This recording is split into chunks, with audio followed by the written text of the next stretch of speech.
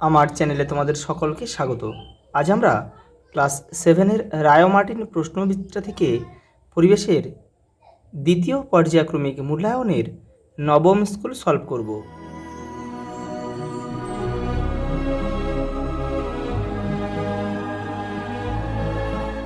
দেখো প্রথম প্রশ্ন, যেটি ঈষৎ স্বচ্ছ মাধ্যম সেটি হলো ঘষা কাঁচ। পরেরটা দেখো, পেরিস্কোপ যন্ত্রে দুটি সমতল দর্পণ কত কোণে করে অবস্থান করে? 45 ডিগ্রি। সূর্যের আলো 7টি রঙের আলোর সমষ্টি।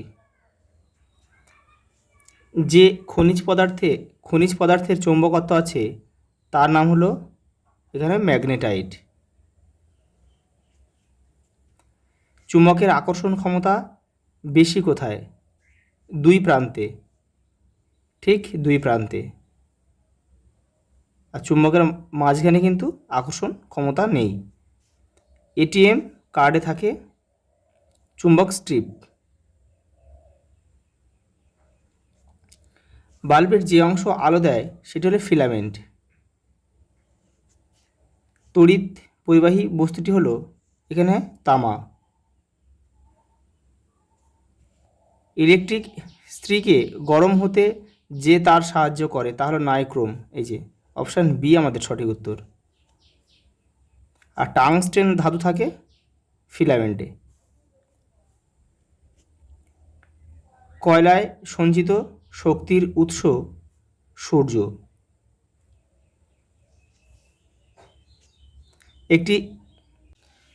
একটি পরিবেশ বান্ধব শক্তির উৎস হলো বায়ু। রাসায়নিক শক্তি তড়িতে রূপান্তরিত হয় কোথায়? এটা হবে তড়িৎ কোষে। দুই একটা দেখো, শূন্যস্থান পূরণ করো। প্রথম প্রশ্ন, সূর্য থেকে আসা আলোক রশ্মিগুচ্ছকে সমান্তরাল আলোক রশ্মিগুচ্ছ বলা যেতে পারে। একটি প্রাকৃতিক বিচ্ছুরণের উদাহরণ হচ্ছে রামধনু, রংধনু।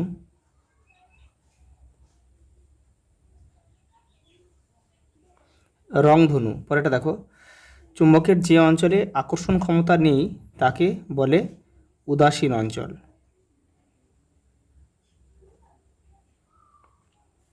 উদাসীন অঞ্চল। পরেরটা দেখো, পৃথিবী নিজে একটি চুম্বক।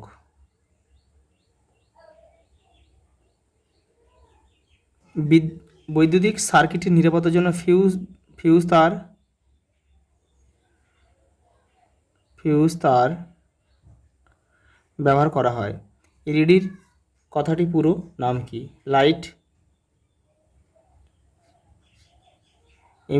লাইট ইমিটিং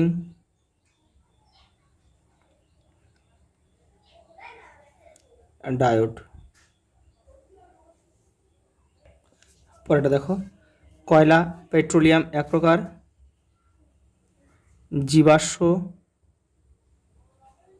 জ্বালানি। শক্তির প্রধান প্রাকৃতিক উৎস সূর্য। পরেরটা দেখো, প্রতিফলনের সূত্র দুটি লেখো। এই দেখো, আপাতিত রশ্মি, প্রতিফলিত রশ্মি এবং আপাতন বিন্দুতে অঙ্কিত অভিলম্ব একই সমতলে থাকে। আর দ্বিতীয় সূত্রটা দেখো, আপাতন কোণ ও প্রতিফলন কোণ সর্বদা সমান হয়। পরেরটা দেখো, পার্শ্বীয় পরিবর্তন কাকে বলে? উদাহরণ দিয়ে বোঝাও। দেখে নাও, রায়ান মার্টিন 49 নম্বর পেজে রয়েছে। এই যে দেখো, পার্শ্বীয় পরিবর্তন কাকে বলে? দেখো, সমতল দর্পণে গঠিত কোনো বস্তুর পুরো প্রতিবিম্বটি বস্তুর সাপেক্ষে পাশাপাশি উল্টে যাওয়ার ঘটনাকে পার্শ্বীয় পরিবর্তন বলে।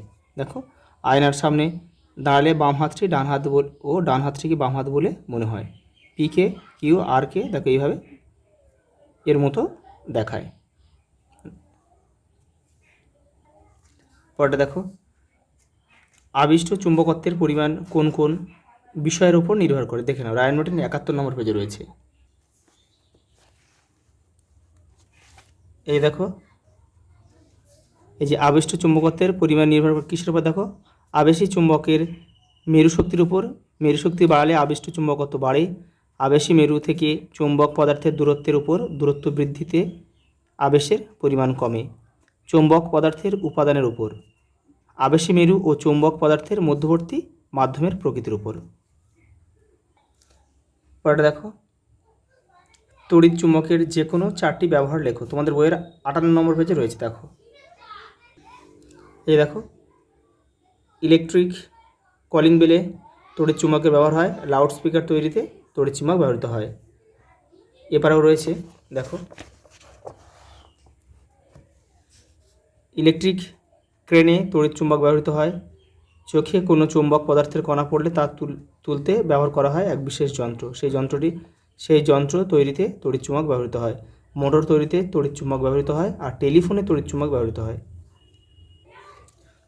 পরেরটা দেখো, ইলেকট্রিক মিস্ত্রিরা যখন চালু লাইনে কাজ করেন তখন তারা কাঠের আসবাবপত্রের উপর দাঁড়িয়ে কাজ করেন কেন? দেখো, রায়ন মার্টিন 99 পেজে রয়েছে উত্তরটা। এই দেখো, ইলেকট্রিক মিস্ত্রিরা যখন চালু বিদ্যুৎ সরবরাহ লাইনে কাজ করেন তখন তারা কাঠের আসবাবপত্রে টুল বা সিঁড়ির উপর দাঁড়িয়ে কাজ করেন কেন? এই যে উত্তরটা এখানে রয়েছে। কাঠ ভালো অন্তরক পদার্থ। কাঠের উপর দাঁড়িয়ে সরবরাহ লাইনের তার স্পর্শ করলে বিদ্যুৎ সংশ্লিষ্ট ব্যক্তির শরীরের মধ্যে দিয়ে প্রবাহিত হতে বাধা পায়। তাই সুরক্ষামূলক ব্যবস্থা হিসেবে কাঠের টুল বা সিঁড়ির উপর দাঁড়িয়ে তারা কাজ করেন। এই পর্যন্ত লিখলেই হয়ে যাবে। পরেরটা দেখো, জীবাশ্ম জ্বালানি কাকে বলে? উদাহরণ দাও। রায়ন মার্টিন 114 নম্বর পেজে রয়েছে। দেখো, যাদের পুরাতন বই তাদের কিন্তু দু একটা পেজ আগে কিংবা পরে থাকতে পারে, একটু কষ্ট করে দেখে নেবে। এই দেখো, জীবাশ্ম জ্বালানি পাললিক শিলার বিভিন্ন স্তরে আবদ্ধ হয়ে থাকা উদ্ভিদ ও প্রাণীর দেহাবশেষ বা প্রস্তরীভূত রূপকে জীবাশ্ম বলা হয়। সজীব উদ্ভিদ বা প্রাণীর জীবাশ্মীভবন এর ফলে উৎপন্ন হয় বলে কয়লা, পেট্রোলিয়াম ও প্রাকৃতিক গ্যাসকে সাধারণত জীবাশ্ম জ্বালানি বলা হয়। উদাহরণ দেখো, কয়লা, পেট্রোলিয়াম, প্রাকৃতিক গ্যাস। পরেরটা দেখো, প্রতিবিম্ব কাকে বলে? দেখো, এটি কয় প্রকার ও কী কী? উদাহরণ দাও। দেখো, প্রতিবিম্ব কাকে বলে? দেখো, রায়ন মার্টিন 49 নম্বর পেজে রয়েছে। এগুলো কিন্তু তোমাদের বইয়ে ভালোভাবে দেওয়া নেই, সেই জন্য কিন্তু আমি দেখো সবাইকে দেখাতে বাধ্য হচ্ছি। দেখো, এই যে রয়েছে, কোনো বিন্দু উৎস থেকে আসা আলোকরশ্মিগুচ্ছ প্রতিফলিত বা প্রতিসৃত হয়ে যদি অন্য কোনো বিন্দুতে মিলিত হয় বা অন্য কোনো বিন্দু থেকে আসছে বলে মনে হয়, তবে দ্বিতীয় বিন্দুকে প্রথম বিন্দু উৎসের প্রতিবিম্ব বলে। দেখো, প্রতিবিম্বকে 2 ভাগে ভাগ করা যায়, সদ্বিম্ব আর অসদ্বিম্ব। পরেরটা দেখো, পৃথিবী নিজেই একটি বিরাট চুম্বক। এই বক্তব্যের সমর্থনে যুক্তি দাও। দেখো, 48 নম্বর পেজে তোমাদের উত্তরটা রয়েছে। দেখো, এখানে কিন্তু অনেকগুলো যুক্তি রয়েছে, তোমরা যে কোনো একটা দিলেই হয়ে যাবে। তোমরা এটা লিখবে, এখান থেকে এই পর্যন্ত লিখে দেবে। ওর সঙ্গে দেখো একটা প্রশ্ন রয়েছে, কোনো চুম্বকের চুম্বকত্ব কী কী কারণে নষ্ট হয়? চুম্বককে আগুনে পোড়ালে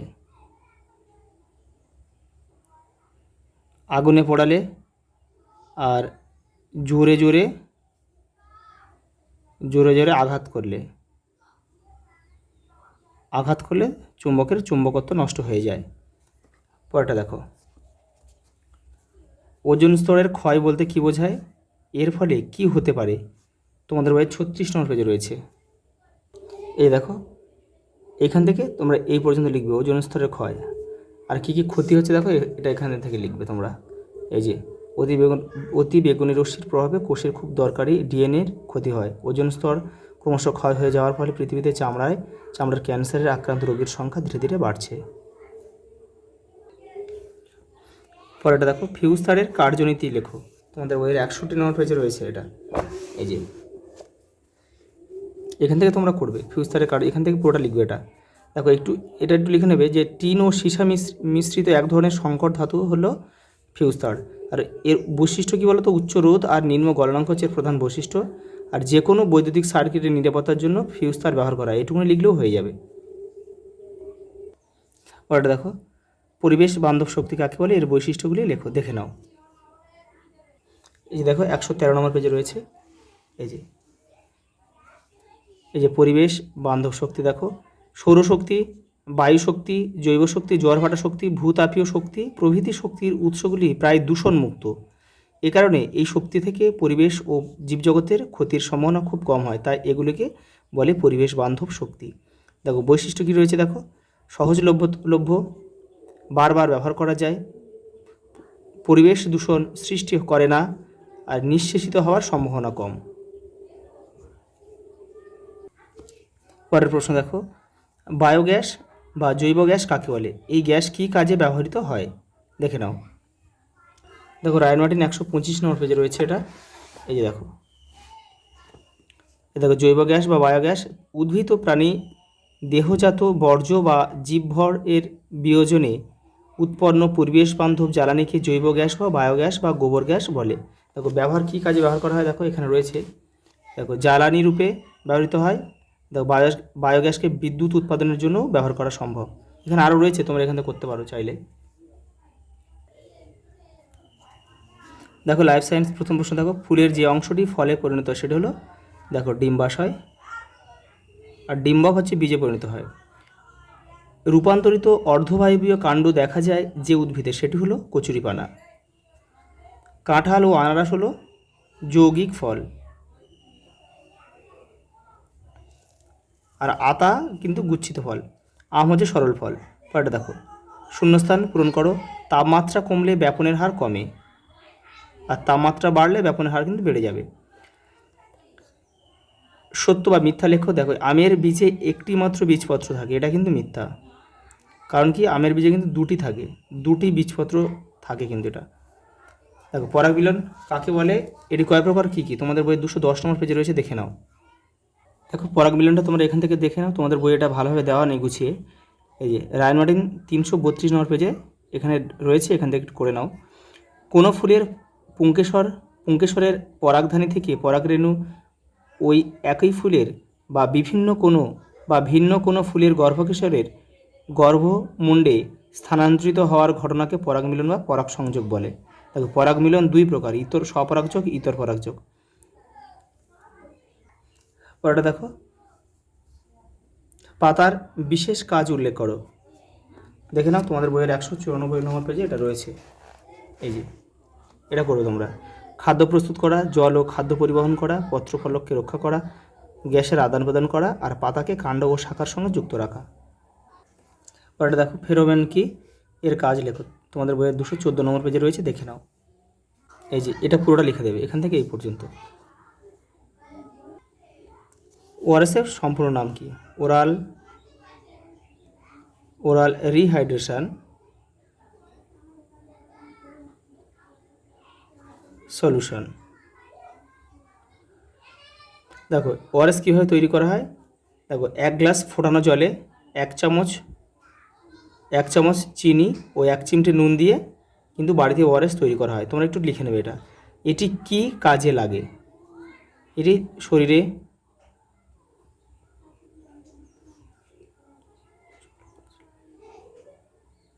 জল ও খনিজ লবণের অভাব হলে এর প্রয়োজন হয়।